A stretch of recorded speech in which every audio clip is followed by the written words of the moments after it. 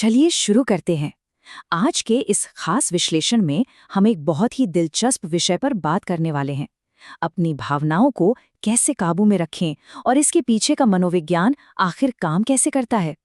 और इसे समझने के लिए हम किसी बोरिंग थ्योरी का नहीं, बल्कि रूफस नाम के एक मुर्गे की कहानी का सहारा लेंगे।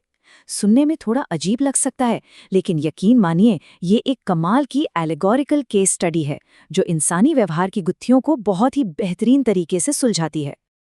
अब जरा इस बात की कल्पना कीजिए, भावनाओं की लहरों पर उछलता हुआ बिना कप्तान का एक जहाज। ये रूपक अपने आप में कितना शक्तिशाली है ना? ये बिल्कुल सटीक तरीके से उस खतरे को बयां करता है जब हम अपनी कच्ची और अनियंत्रित भावनाओं को अपने फैसले लेने देते हैं। ये एक ऐसी खतरनाक स्थिति है जहां हमारा खुद पर कोई कंट्रोल नहीं होता और हमारी जिंदगी की स्टीयरिंग पूरी तरह से बाहरी हालात के हाथों में चली जाती है। तो चलिए रूफस की कहानी से शुरू करते हैं। ऊपर से देखने पर रूफस एकदम परफेक्ट लगता था। लाल चमकदार पंख, सुनहरी कलगी, वो अपने गांव के लिए बहुत जरूरी भी था। लेकिन ये जो इसकी बाहरी सफलता थी ना, वो असल में उसके अंदर चल रही भावनात्मक उथल-पुथल को छुपा रही थी। होता क्या था कि गुस्सा आने पर वो किसी ज्वालामुखी की तरह फटफटता था, और अगर ईर्ष्या हो गई तो कई कई दिनों तक बस उदास बैठा रहता था। मतलब वो पूरी तरह से अपनी अस्थिर भावनाओं की कठपुतली बन चुका था। अब कहानी में ट्विस्ट तब आता है जब एक नया किरदार एंट्री लेता है। आप इसे एक कैटलिस्ट या उत्प्रेरक कह सकते हैं। खलियान में रॉकी नाम का एक नया मुर्गा आता है, एकदम शांत, सौम्य स्वभाव वाला और भूरे पंखों वाला।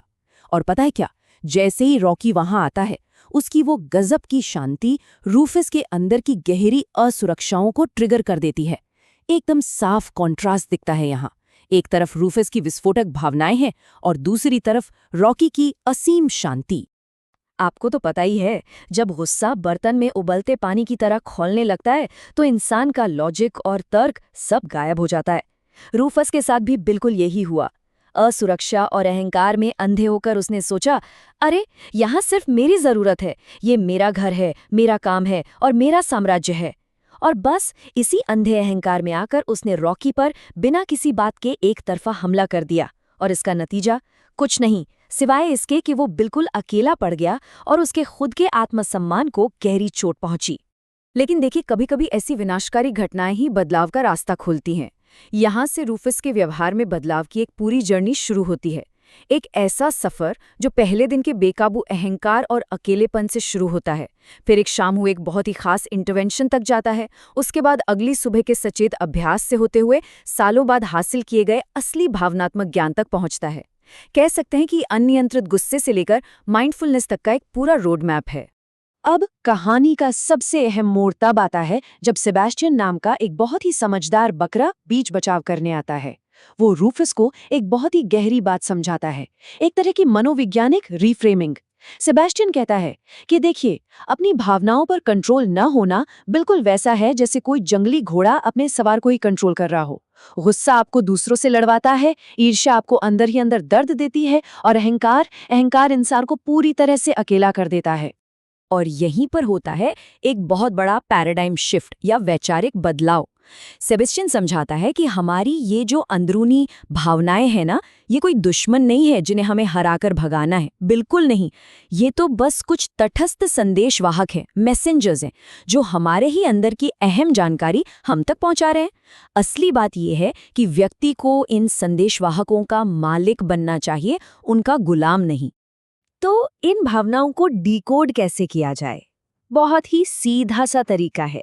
अगर हम इन सिग्नल्स को सही से मैप करें तो हम निष्पक्ष रूप से समझ सकते हैं कि हमारे अंदर का ये अलार्म आखिर कहना क्या चाह रहा है। उदाहरण के लिए, गुस्सा हमें बताता है कि कुछ गलत या अनुचित हो रहा है। ईर्ष्या हमें ये दिखाती है कि हम असल में किस चीज को सबसे ज्यादा अहमियत देते हैं।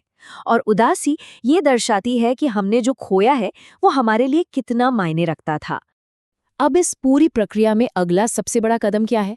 वो है ऑब्जर्वेशन, यानी ध्यान से देखना। रूफस ने अब रॉकी पर नजर रखना शुरू किया। उसने देखा कि रॉकी भी उन्हीं ट्रिगर्स का सामना कर रहा है, लेकिन उसका रिएक्शन कितना अलग है। एक दिन जब बत्तखें गलती से रॉकी पर पानी उछाल देती हैं, तो वो रूफस की तरह भड़कता नहीं है। ऐसा नहीं है कि उसे बुरा नहीं लगता, वो भी भावनाएं महसूस करता है, लेकिन रिएक्ट करने से पहले वो एक पल के लिए रुकता है। और बस यहीं से हमें मिलती है एक बहुत ही व्यवहारिक स्टेप बाय स्टेप प्लेबुक।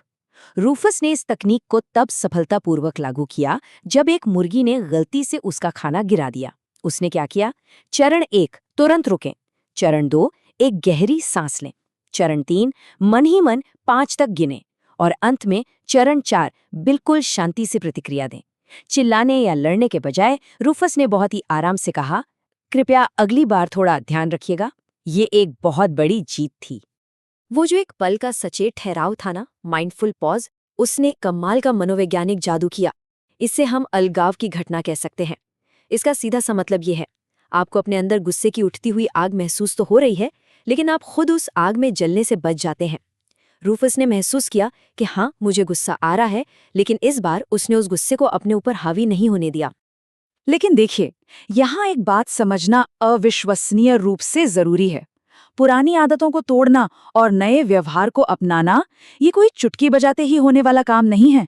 ये एक काफी अव्यवस्थित और लंबी प्रक्रिया है। इसके लिए आपको रोजाना अभ्यास करना पड़ता है। आप कई बार फेल भी होंगे, लड़खड़ाएंगे, आपको अपनी गलतियों के लिए माफी भी मांगनी पड़ेगी और बार बार लगातार सीखते रहना होगा। यही आदत बनाने की असली सच्चाई है। और जब निरंतर और लगन से अभ्यास किया जाता है तो उसका नतीजा भी बेहद खूबसूरत होता है। रूफस के मामले में ये नतीजा था एक सुधरा हुआ रिश्ता।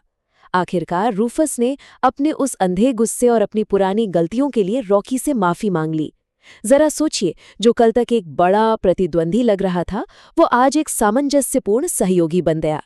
दोनों मुर्गे अब बेहतरीन दोस्त बन गए और सुबह सुबह एक साथ एकदम परफेक्ट तालमेल में आवाज निकालने लगे। और यहीं से हमें इमोशनल इंटेलिजेंस यानी भावनात्मक बुद्धिमत्ता की सबसे असली और परिपक्व परिभाषा मिलती है। सच्ची ताकत इस बात में बिल्कुल नहीं है कि इंसान कोई भावनाएं महसूस ना करे या पत्थर दिल बन जाए, बिल्कुल नहीं। बल्कि असली ताकत तो इस बात में है कि चीज़ों को गहराई से महसूस किया जाए और फिर भी अपने फैसले और अपने काम पूरी समझदारी और बुद्धिमानी के साथ किए जाएं। देखते ही देखते कई साल बीत जाते हैं और अब जो कभी एक सीखने वाला छात्र था, वो खुद एक शिक्षक बन चुका है। ये एक असली मास्टर क्लास का चरण है। अब रूफस सिर्फ अपने उन लाल चमकदार पंखों के लिए नहीं, बल्कि अपने गहरे ज्ञान के लिए जाना जाता है। उसने सेबेस्टियन से भावनात्मक नियंत्रण के जो अनमोल पाठ सीखे थे, अब वो उन्हें युवा जानवरों को सिखाता है, और वो ये सब एक बहुत ही गहरे और खूबसूरत अंतिम रूपक के जरिए समझाता है। उसका वो अंतिम विचार एकदम स्पष्ट है। वो कहता है, देखिए, हमारी भावनाएं बिल्कुल मौसम की तरह होती हैं, वो आती हैं और चली जाती हैं। क्या हम बारिश को गिरने से या हवा को बहने से रोक सकते हैं? नहीं ना। बिल्कुल वैसे ही मनुष्य अपने पर्यावरण या अपने अंदर उठने वाली शुरुआती भावनाओं को कभी कंट्रोल नहीं कर सकता। कोई भी सिर्फ एक ही चीज कंट्रोल कर सकता है, और वो है उसकी अपनी प्रतिक्रिया, उसका अपना रिएक्शन। तो ये पूरा विश्लेषण हमें एक बहुत ही सशक्त विचार के साथ छोड़ता है। हम सब जानते हैं कि सबसे बड़ी जीत दूसरों पर नहीं, बल्कि हमेशा खुद पर होती है। तो अब सवाल ये है, जब जीवन में अपरिहार्य भावनात्मक हवाएं चलेंगी, जब भावनाओं का अगला तूफान आएगा, तो क्या कोई डर कर छिपने की जगह ढूंढेगा या फिर उस बारिश में नाचना चुनेगा? अपनी इस शक्ति का इस्तेमाल कैसे करना है, ये हमेशा एक व्यक्तिगत विकल्प रहेगा। सोचिएगा जरूर।